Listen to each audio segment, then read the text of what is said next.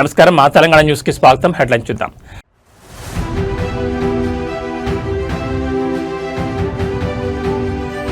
చూస్ speed, చూస్ AP. రక్షణ రంగ hub గా ఆంధ్రప్రదేశ్ సీఎం చంద్రబాబు ధీమా.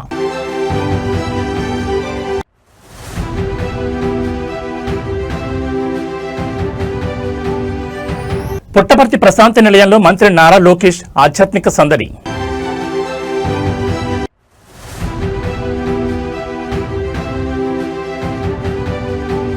బండి భగీరథ్ కేసులో బాధితురాలి తల్లి సంచలన ప్రకటన. న్యాయం అడిగితే బండి సంజయ్ బెదిరించారంటూ ఆరోపణ.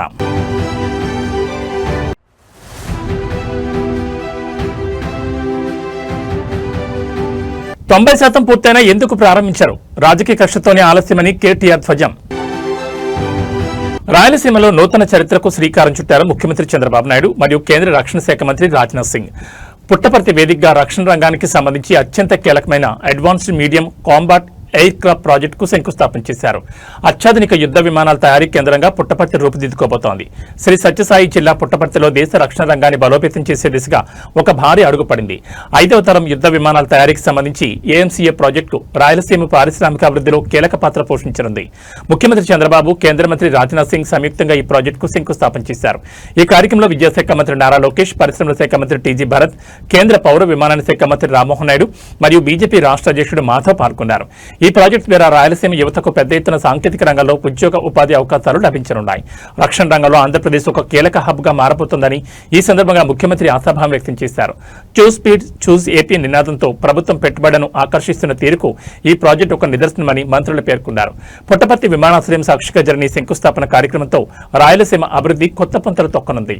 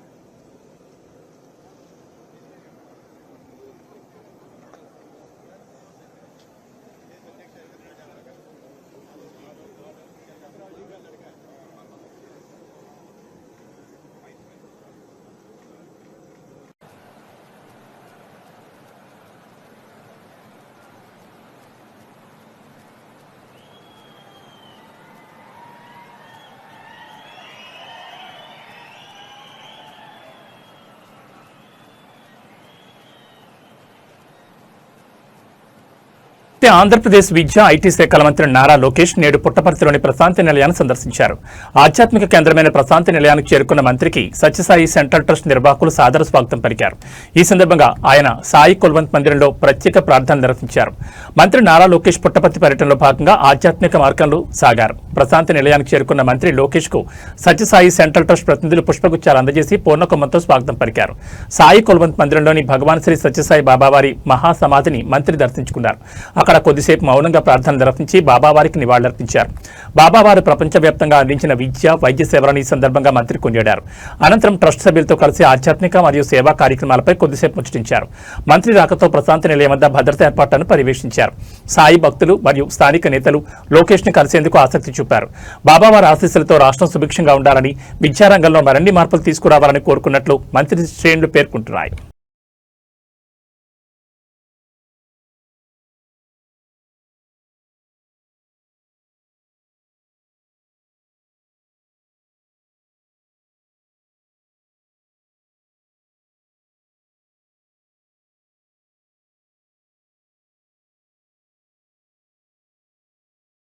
రాష్ట్రంలో సంచలనం రేపుతున్న బండి భగీరథ్ ఫోక్సో కేసులో బాధితురాలు తల్లి విడుదల చేసిన ఒక ప్రెస్ రిలీజ్ ఇప్పుడు పెనుతుమారం రేపుతోంది. తన కూతురికి జరిగిన అన్యాయాన్ని వివరిస్తూనే కేంద్ర మంత్రి బండి సంజయ్పై ఆమె తీవ్ర ఆరోపణ చేశారు. న్యాయం చేస్తారని నమ్మి వెళితే తమను బెదిరించి పంపించారని ఆమె ఆవేదన వ్యక్తం చేశారు. పోలీసుల తీరుపై కూడా ఆమె పలు అనుమానాలు వ్యక్తం చేస్తున్నారు. బాధిత బాలిక తల్లి విడుదల చేసిన ప్రకటనలో ఈ కేసు వెనుక ఉన్న కుట్రలను, తమకు ఎదురైన వేధింపులను పోసగుచ్చినట్లు వివరించారు. 2025లో పరిచయమైన భగీరథ్ తన కూతురిని మానసికంగా లోబర్చుకున్నాడని, డిసెంబర్ 31న బలవంతంగా మద్యం తాగించి ఒకసారి మరోసారి అపార్ట్మెంట్లో లైంగిక దాడికి పాల్పడ్డాడని బాధితురాలు తన తల్లికి వివరించినట్లు ఆమె పేర్కొన్నారు. ఏప్రిల్ 23న సంగప్ప అనే వ్యక్తి ద్వారా బండి సంజయ్ను కలిశామని, కానీ ఆయన తమకు న్యాయం చేయాల్సింది పోయి దారుణంగా మాట్లాడి బెదిరించారని ఆమె ఆరోపించారు. మే 8న పేట్ బషీర్బాద్ స్టేషన్కి వెళ్తే పోలీసులు గంటల తరబడి వెయిట్ చేయించారని, ఎన్నోసార్లు బతిమిలాడాక ఫిర్యాదు తీసుకున్నారని తెలిపారు.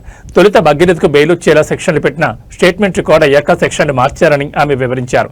తాము పేట్ బషీర్బాద్ స్టేషన్లో ఉన్న సమయంలోనే కరీంనగర్ 2 టౌన్ పిఎస్లో తమపై భగీరథ్ కేసు పెట్టడం వెనుక ఉన్న కక్ష సాధింపును ఆమె ఎండగట్టారు. స్టేషన్ సీసీటీవీ ఫుటేజ్ పరిశీలిస్తే వాస్తవాలు తెలుస్తాయని కోరారు. తన కూతురి ఫోటోలు, ఐడెంటిటీని బయటపెట్టొద్దని మీడియాను, సోషల్ మీడియా వినియోగదారులను ఆమె చేతులు జోడించి వేడుకున్నారు. డాక్యుమెంట్ల కంటే తన కూతురు అనుభవించిన క్షోభ పెద్దదని ఆమె కన్నీటి పర్యంతమయ్యారు. ఫోక్సో కేసులో నిష్పక్షపాతంగా విచారణ జరిపి తన బిడ్డకు న్యాయం చేయాలని ఆమె ప్రభుత్వాన్ని డిమాండ్ చేస్తున్నారు.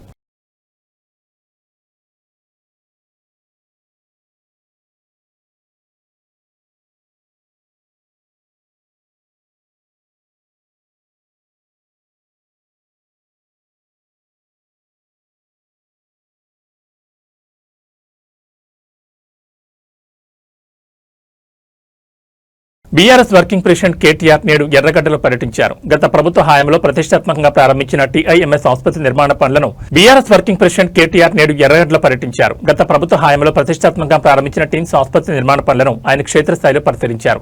అనంతరం మీడియాతో మాట్లాడిన ఆయన ఆసుపత్రి పనుల జాప్యంపై ప్రస్తుత ప్రభుత్వంపై విమర్శలు గుప్పించారు. హైదరాబాద్ నలుమూలలా సూపర్ స్పెషాలిటీ వైద్యం అందించాలనే లక్ష్యంతో గత ప్రభుత్వం చేపట్టిన టిమ్స్ ప్రాజెక్టుల పురోగతిని కేటీఆర్ అడిగి తెలుసుకున్నారు. ఎర్రగడ్డ టిమ్స్ భవన నిర్మాణ దశలను, అందుబాటులోకి రానున్న వస్తువులను కేటీఆర్ పర్యవేక్షించారు. నిర్మాణంలో జరుగుతున్న అలసత్వంపై అసహనం వ్యక్తం చేశారు.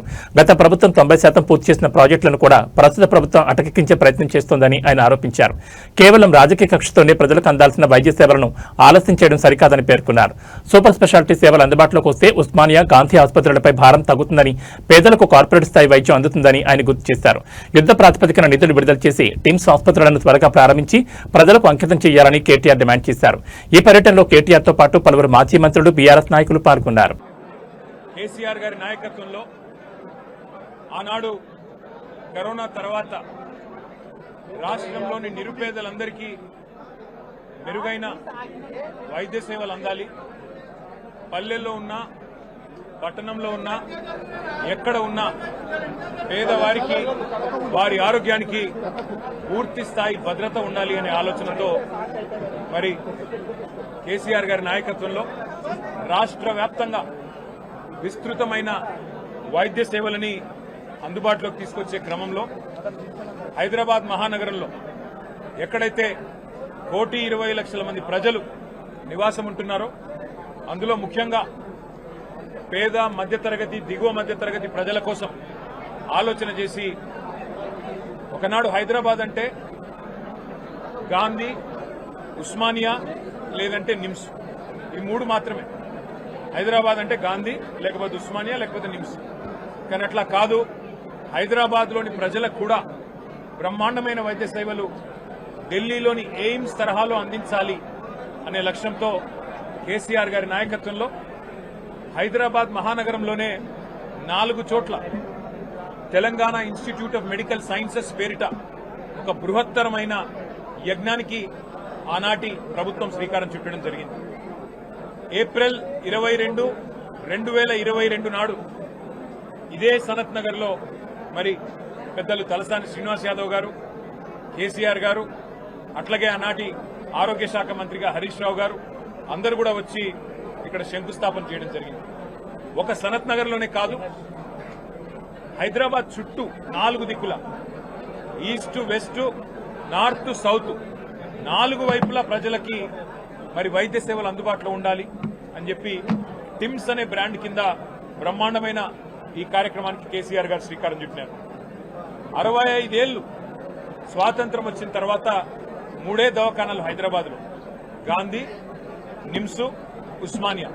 కానీ కేసీఆర్ గారు కేవలం తన ప్రభుత్వం 9.5 ఏళ్లుంటే అందులో జిల్లాకు ఒక మెడికల్ కాలేజీ కట్టారు. ప్రతి జిల్లాలో సూపర్ స్పెషాలిటీ హాస్పిటల్ 500 పడకలతో ఆసుపత్రి నిర్మాణం చేశారు. హైదరాబాద్ లో కూడా మరి 4 టిమ్స్ హాస్పిటళ్లు మంజూరు చేసిన ఘనత కూడా కేసీఆర్ గారికి దక్కుతుంది. ఇవాళ చాలా సంతోషంగా ఉంది. ఈ టిమ్స్ సనత్ నగర్ ఓపీ సేవలు ప్రారంభమైనాయంటే మా సూపరింటెండెంట్ గారిని అడిగి మరి మేము కూడా చూస్తాము ఎట్లా జరుగుతా ఉంది. ఇది మా నాయకుడి విజన్, మా నాయకుడి కళ. హైదరాబాద్ లో మెరుగైన వైద్య సేవలు అందించాలనేది. 350 బస్తీ దవాఖానాలు పెట్టాము, ప్రైమరీ డిస్పెన్సరీ కేంద్రాలు. అట్లాగే అద్భుతమైన సేవలు అందించడానికి టిమ్స్ పెట్టాము.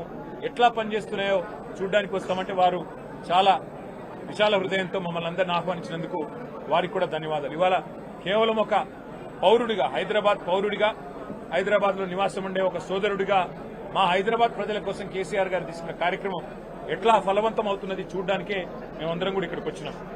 అయితే ఆలోచన చాలా ఉదాత్తమైంది, చాలా గొప్ప ఆలోచన.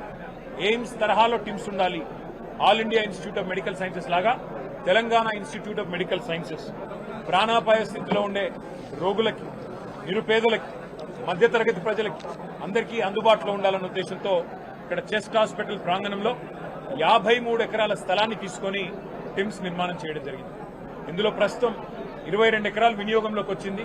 చాలా అత్యాధునికంగా ఇక్కడికి వచ్చి చూస్తే ఏ కార్పొరేట్ హాస్పిటల్ ని కూడా తలదన్నే విధంగా ఈ రాష్ట్రంలో ఉన్న పెద్ద పెద్ద కార్పొరేట్ హాస్పిటల్స్ కి ధీటుగా ఇవాళ ఈ అద్భుతమైన హాస్పిటల్ కు శ్రీకారం చుట్టినందుకు పెద్దలు కేసీఆర్ గారికి మేమందరం కూడా హైదరాబాద్ ప్రజల తరఫున హృదయపూర్వకంగా శిరస్సు వంచి వారికి ధన్యవాదాలు తెలియజేస్తా ఉన్నాం. ఇవాళ సనత్ నగర్ టిమ్స్ చూస్తుంటే నాకు ఒకటే గుర్తొస్తున్నది. ఒకనాడు సినిమాల్లో పాటలు రాసినారు, నేను రాను బిడ్డో సర్కార్ దవాఖానకని.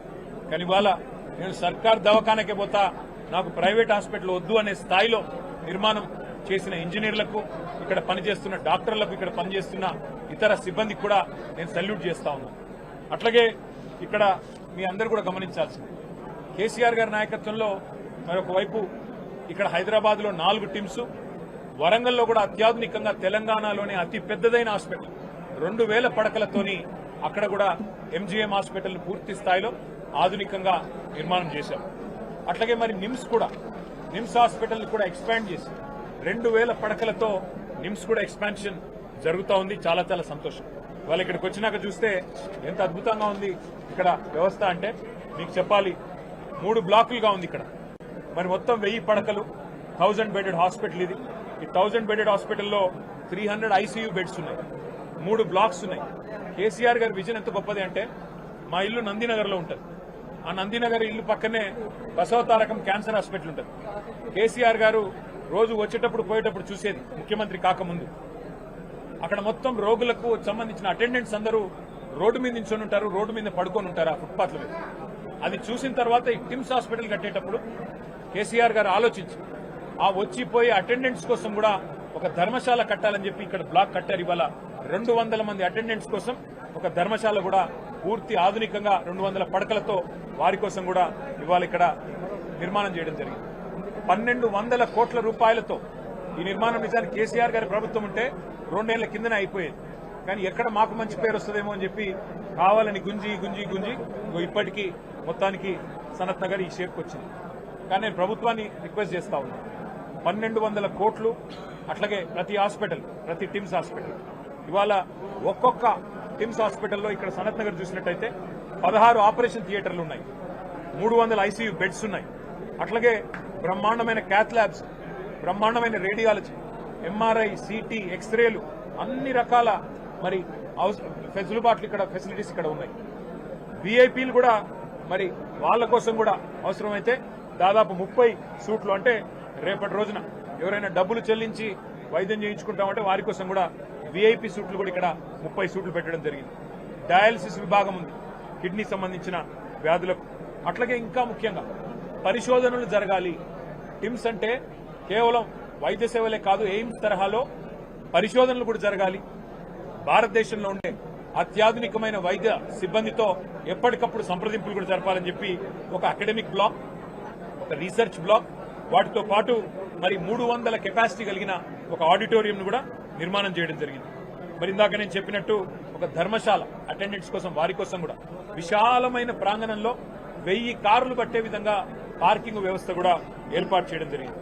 అట్లాగే మీరు చూసినట్టయితే నిజంగా ఇక్కడికి వస్తే ఎంత సంతోషం అనిపించింది అంటే ఒక రాజభవనాన్ని తలపించే విధంగా, ఒక రాజప్రసాదాన్ని తలపించే విధంగా ఒక అపురూపమైన నిర్మాణం.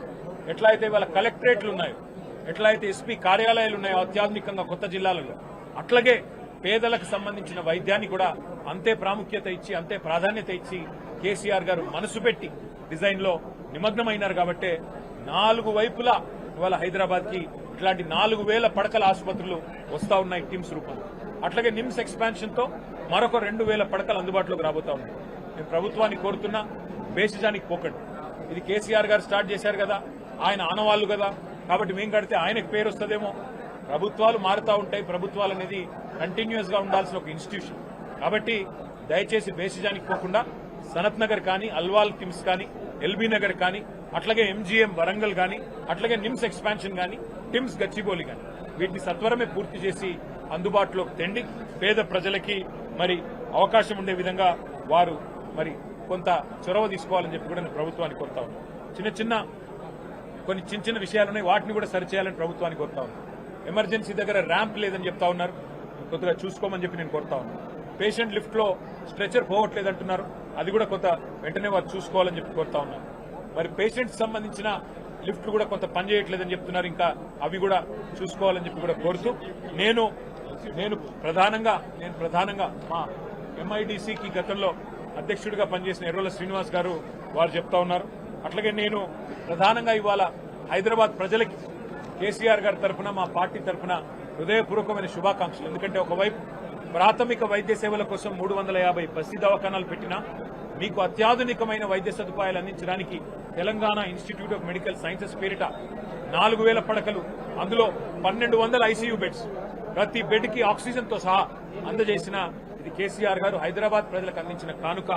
మీకోసం ఏర్పాటు చేసిన ఈ సౌలతును పూర్తి స్థాయిలో మీరు వినియోగించుకోవాలని, దీన్ని పూర్తి స్థాయిలో తొందరలోనే అందుబాటులోకి తెస్తామని చెప్పి కూడా తెలియజేస్తూ, ప్రభుత్వం మిగతా నిర్మాణాలు కూడా వెంటనే పూర్తి చేయాలని చెప్పి కూడా కోరుతూ, మరి మీ అందరికీ ఇక్కడికి విచ్చేసిన పత్రికా మిత్రులకు, మిగతా మా కార్యకర్తలకు, సోదరులకు, నాయకులకు, మాజీ ఎమ్మెల్యేలకు పేరు పేరున అందరికీ హృదయపూర్వకంగా ధన్యవాదాలు, నమస్కారం.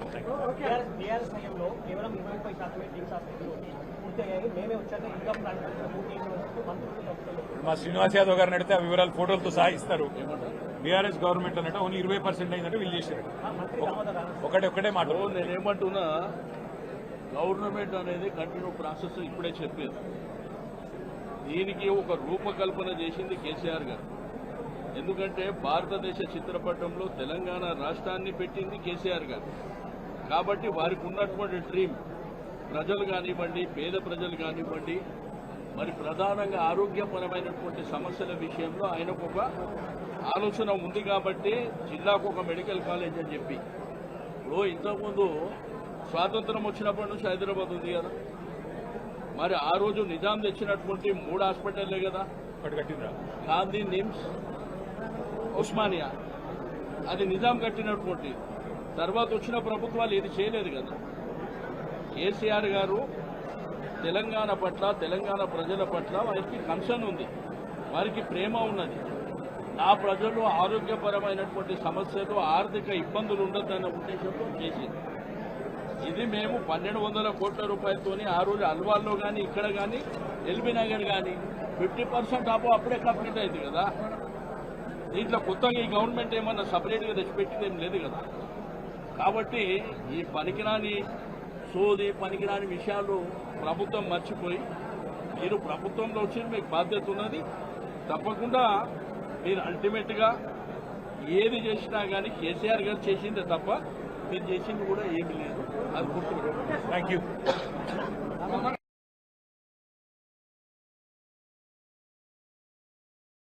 తెలంగాణలో ధాన్యం కొనుగోలుపై ప్రభుత్వం ప్రత్యేక దృష్టి సారించింది. రైతుల నుంచి ధాన్యం సేకరణలో జాప్యం జరగకుండా ఉండేందుకు మరియు కొనుగోలు కేంద్రాల పనితీరును స్వయంగా పరిశీలించేందుకు మంత్రుల బృందం నేడు క్షేత్రస్థాయిలో పర్యటించింది. మంత్రులు ఉత్తమ్ కుమార్ రెడ్డి, కోమటిరెడ్డి వెంకటరెడ్డి, అడ్లూరు లక్ష్మణ్ కలిసి దాదాపు 60 వాహనాల భారీ కాన్వాయ్తో కొనుగోలు కేంద్రాలను సందర్శించడం ఇప్పుడు చర్చనీయాంశంగా మారింది. రాష్ట్ర వ్యాప్తంగా వడ్ల కొనుగోలు ముమ్మరంగా సాగుతున్న నేపథ్యంలో రైతులకు ఎదురవుతున్న ఇబ్బందులను తెలుసుకునేందుకు మంత్రులు పర్యటించారు. ముగ్గురు మంత్రులు కలిసి ప్రయాణిస్తుండటంతో భద్రతా కారణాల దృష్ట్యా మరియు అధికారుల వాహనాలతో కలిపి సుమారు 60 వాహనాలతో కూడిన కాన్వాయ్ కొనుగోలు కేంద్రాలకు చేరుకుంది. మంత్రులు ఉత్తమ్ కుమార్ రెడ్డి, కోమటిరెడ్డి వెంకటరెడ్డి మరియు అడ్లూరు లక్ష్మణ్ ఐకేపీ కేంద్రాల ధాన్యం తేమ శాతం తూకం ప్రక్రియను పరిశీలించారు. రైతుల నుంచి ఫిర్యాదులను స్వీకరించారు. కొనుగోలు చేసిన ధాన్యాన్ని వెంటనే మిల్లులకు తరలించాలని, రైతులకు చెల్లింపులో ఎలాంటి ఆలస్యం జరగకుండా చూడాలని అధికారులను ఆదేశించారు. మంత్రుల పర్యటన నేపథ్యంలో పోలీసులు భారీ బందోబస్తు ఏర్పాటు చేశారు. కొనుగోలు కేంద్రాల వద్ద ఎక్కడ అవాంఛనీయ సంఘటనలు జరగకుండా జాగ్రత్తలు తీసుకున్నారు. రైతులకు మద్దతు ధర అందేలా చూడడమే ప్రభుత్వ లక్ష్యమని, ప్రతి గింజ కొనుగోలు చేస్తామని మంత్రులు ఈ సందర్భంగా రైతులకు భరోసా ఇచ్చారు.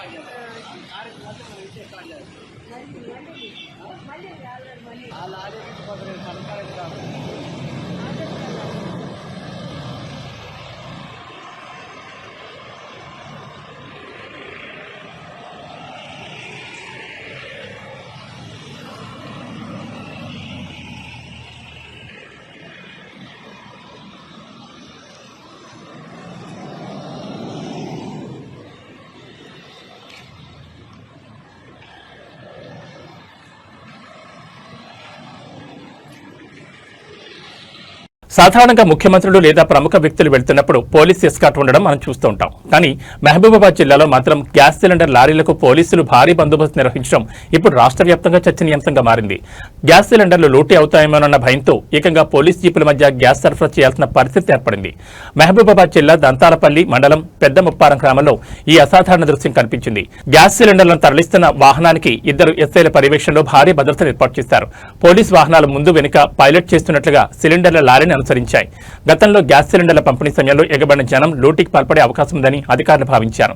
ఈ క్రమంలో ఎలాంటి గొడవలు జరగకుండా శాంతి భద్రతల సమస్య తలెత్తకుండా ఉండేందుకు ఈ నిర్ణయం తీసుకున్నారు. పంపిణీ ప్రక్రియ సజావుగా సాగేలా గ్రామాల్లో కూడా పోలీసులు మోహరించారు. నిత్యావసర వస్తువుల సరఫరాకు ఈ స్థాయిలో భద్రత కల్పించడం చూసి స్థానికులు ఆశ్చర్యపోతున్నారు. పోలీసు జీపుల మధ్య గ్యాస్ లారీ వెళుతున్న వీడియోలు ప్రస్తుతం సోషల్ మీడియాలో వైరల్ అవుతున్నాయి. గ్యాస్ కోసం జనం ఏ స్థాయిలో ఇబ్బంది పడుతున్నారు, అలాగే లోటీ భయం అధికారులను ఏ విధంగా ఉరుకులు పెట్టిస్తుందో ఈ ఘటనకు అర్థం పడుతోంది.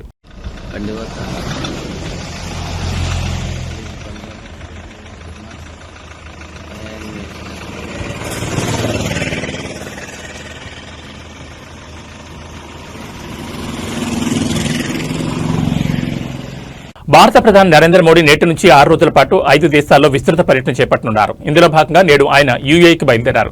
గత 12 ఏళ్లలో ప్రధాని మోడీ యూఏఈని సందర్శించడం ఇది 8వ కావడం విశేషం. ఇరు దేశాల మధ్య వ్యూహాత్మక సంబంధాలను మరో మెట్టెక్కించడమే లక్ష్యంగా ఈ పర్యటన సాగనుంది. ప్రధాని మోడీ పర్యటనలో యూఏఈ అత్యంత ప్రాధాన్యత కలిగిన దేశంగా నిలిచింది. యూఏఈ పాలకులతో ప్రధాని మోడీ కీలక చర్చలు జరపనున్నారు. ముఖ్యంగా రక్షణ, ఆర్టిఫిషియల్ ఇంటెలిజెన్స్ మరియు అత్యాధునిక సాంకేతిక రంగాల్లో సహకారాన్ని పెంపొందించుకోవడంపై ఇరు దేశాలు దృష్టి సారించాయి.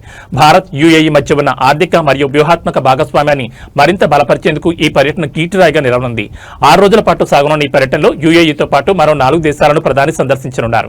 అంతర్జాతీయ వేదికలపై భారత ప్రాబల్యాన్ని చాటడమే లక్ష్యంగా ఈ పర్యటన రూపుదిద్దుకుంది. ప్రధాని రాక సందర్భంగా యూఏఈలోని భారతీయ సంతతి వారు కనస్పాక్తం పలికేందుకు సిద్ధమయ్యారు. ప్రధాని మోడీ పర్యటనతో అరేబియా దేశాలతో భారత సంబంధాలు మరింత పుంజుకుంటాయని విశ్లేషకులు భావిస్తున్నారు.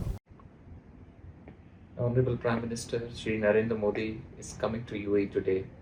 It's his 8th visit in the past 12 years to UAE. And we have seen a great transformation in the relationship between India and UAE under the leadership of Prime Minister Modi. This is reflected in the close chemistry that the leaders, His Excellency Prime Minister and the President, His Highness Sheikh Mohammed enjoys. who himself has been to India 5 times over this period. We have, over the past decade, the relationship has evolved into a comprehensive strategic partnership. UAE has emerged as a very close trade partner, as a third largest trade partner for India. Our bilateral trade has crossed $100 billion after we have signed comprehensive economic partnership agreement in 2022. The investments remain very strong. We signed the bilateral investment treaty in 2024. Today, this relationship now transcends beyond trade and investments. We are looking at new areas of technology, AI, defense, security, culture, health. Across every domain, the partnership exists.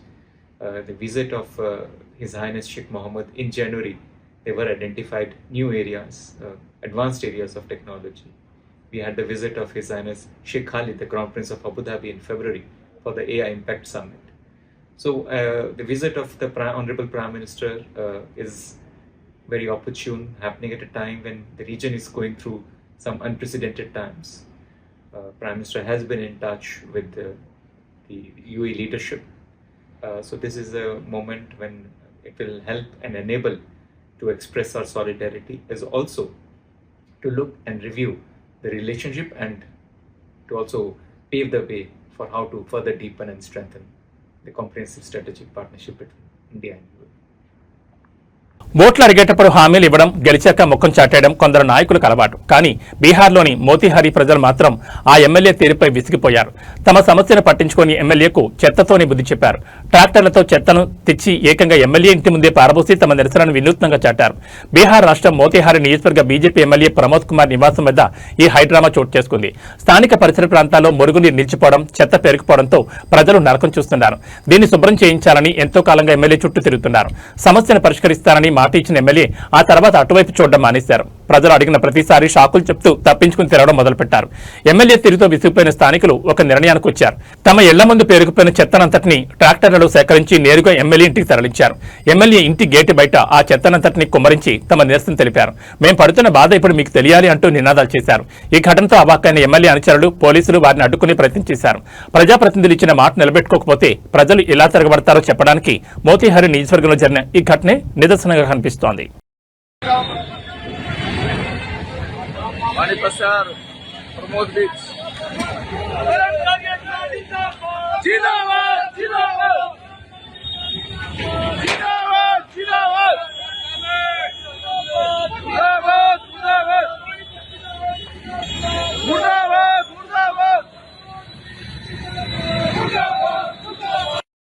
మీరు వాహనాల డిక్కీలో నగదు పెడుతున్నారా? అయితే ఈ వార్త మీకోసమే. కర్ణాటకలోని కోలార్ జిల్లా బేతమంగళలో దొంగలు రెప్పపాట్లో తమ చేతిబాటాను ప్రదర్శించారు. బైక్ డిక్కీలో ఉంచిన డబ్బును బాధితులు చూస్తుండగానే ఏమార్చి ఎలా ఎత్తుకెళ్లారో చూస్తే మీరే షాక్ అవుతారు. కోలార్ జిల్లా బేతమంగళ పట్టణంలో ఈ చోరీ కలకలం రేపింది. బాధితుడు బ్యాంకు నుంచి నగదు విత్డ్రా చేసుకుని దాన్ని తన బైక్ డిక్కీలో భద్రపరుచుకున్నాడు. ఇది గమనించిన దొంగలు అతన్ని అనుసరించారు. బాధితుడు బైక్ ఆపి పక్కకు వెళ్లిన కొద్దిసేపటికే దొంగలు అత్యంత వేగంగా డిక్కీని తెరిచి నగదు ఉన్న బ్యాగ్ను తీసుకుని పరారయ్యారు. ఈ మొత్తం తతంగాన్ని గమనిస్తే వారు ఎంత పక్కా ప్లాన్తో వచ్చారో అర్థమవుతోంది. దొంగతనానికి సంబంధించిన దృశ్యాలు సమీపంలోని సీసీటీవీ కెమెరాలో రికార్డ్ అయ్యాయి. బాధితుడి ఫిర్యాదు మేరకు బేతమంగళ పోలీసులు కేసు నమోదు చేసి దర్యాప్తు చేపట్టారు. సీసీటీవీ ఫుటేజ్ ఆధారంగా నిందితుల కోసం గాలిస్తున్నారు. పబ్లిక్ ప్లేసులలో వాహనాల డిక్కీల్లో నగదులు ఉంచడం ఏమాత్రం క్షేమం కాదని, జనం అప్రమత్తంగా ఉండాలని పోలీసులు సూచిస్తున్నారు.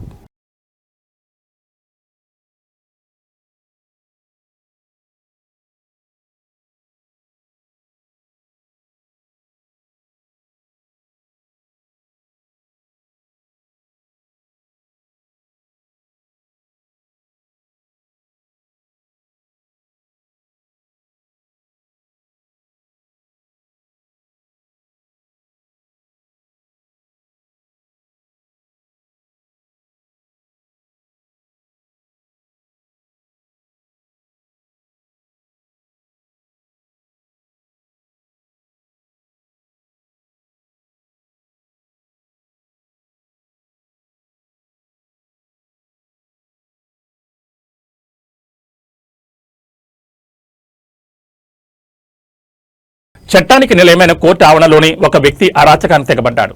వాహనం పక్కకు తీయమని కోరినందుకు కోర్టు సిబ్బందిపై విచక్షణారహితంగా దాడికి పాల్పడిన ఘటన నిజామాబాద్ జిల్లా బోధనలో కలకలం రేపింది. ప్రభుత్వ విధుల్లో ఉన్న వ్యక్తిపై దాడి చేసిన సదరు నిందితుల తీరుపై సర్వత్రా విమర్శలు వెలువెత్తున్నాయి. బోధన కోర్టు ఆవరణలో నిజామాబాద్ నగరానికి చెందిన సర్దార్ సింగ్ అనే వ్యక్తి ఒక్కసారిగా రెచ్చిపోయాడు.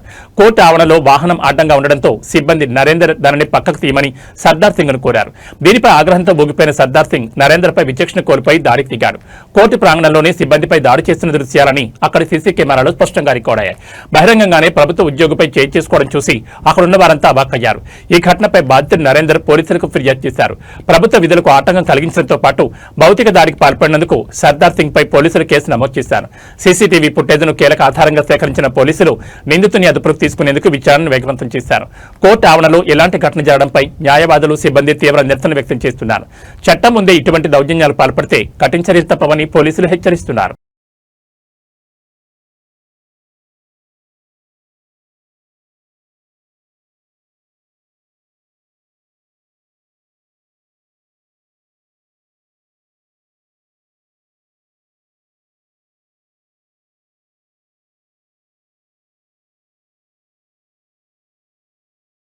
హైదరాబాద్లోని మియాపూర్ పోలీస్ స్టేషన్ పరిధిలో తీవ్ర విషాదం చోటు చేసుకుంది. గోకుల్ ఫ్లాట్స్ లో నివాసముంటున్న జనార్దన్ అనే సీఏ విద్యార్థి తన గదిలో అనుమానాస్పద స్థితిలో మృతి చెందాడు.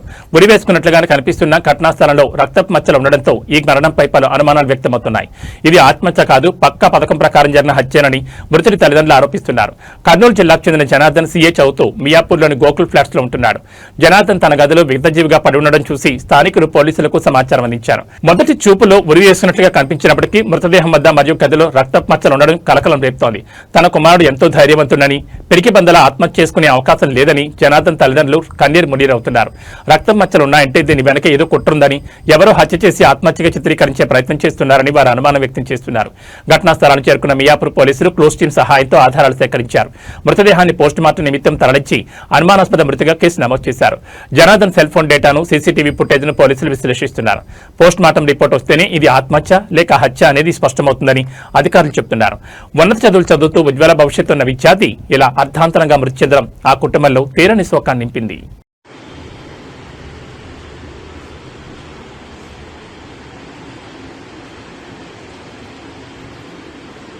కలియుగ ప్రత్యక్ష దైవం తిరుమల శ్రీ వెంకటేశ్వర స్వామివారిని ఆంధ్రప్రదేశ్ మంత్రి కొలుసు పార్థసారథి దర్శించుకున్నారు. నేడు ఉదయం విరామ సమయంలో స్వామివారి సేవలో పాల్గొన్న ఆయనకు ఆలయ అధికారులు ఘనస్వాగతం పలికారు. దర్శనం అనంతరం వేద పండితులు ఆయనకు ఆశీర్వచనాలు అందజేశారు. మంత్రి కొలుసు పార్థసారథి కుటుంబ సమేతంగా తిరుమల చేరుకుని శ్రీవారిని దర్శించుకున్నారు. వైకుంఠం క్యూ కాంప్లెక్స్ ద్వారా ఆలయంలో ప్రవేశించిన మంత్రి శ్రీవారిని దర్శించుకుని మొక్కులు చెల్లించుకున్నారు. దర్శనం అనంతరం రంగనాయకుల మండపంలో వేద పండితులు మంత్రికి వేదాశీర్వచనం అందచేయగా ఆలయ అధికారులు శ్రీవారి చిత్రపటాన్ని తీర్థప్రసాదాలను బహుకరించారు. ఆలయం వెలుపల మీడియాతో మాట్లాడిన మంత్రి రాష్ట్రం సుభిక్షంగా ఉండాలని, వర్షాలు సమృద్ధిగా కురిసి రైతులు ఆనందంగా ఉండాలని స్వామివారిని వేడుకున్నట్టు తెలిపారు. కూటమి ప్రభుత్వం ఆధ్వర్యంలో రాష్ట్రం అభివృద్ధి పదంలో దూసుకుపోవాలని ఆకాంక్షించారు. తిరుమలలో సామాన్య భక్తులను కల్పిస్తున్న సౌకర్యాల పట్ల ఆయన సంతృప్తిని వ్యక్తం చేస్తూ టీటీడీ చేస్తున్న ఏర్పాట్లను అభినందించారు. మంత్రి పర్యటన సందర్భంగా తిరుమలలో పోలీస్ బందోబస్తు ఏర్పాటు చేశారు.